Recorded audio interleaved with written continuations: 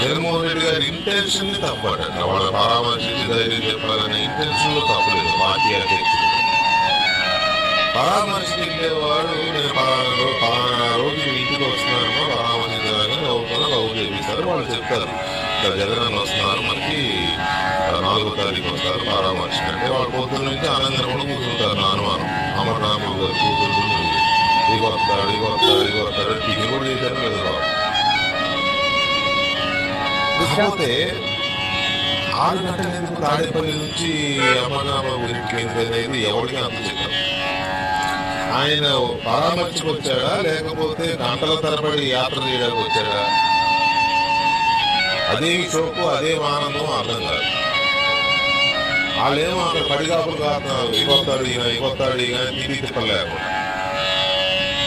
నువ్వు మంచిగా మంచి చేసి పొద్దున్నే 10:40 బయలుదేరి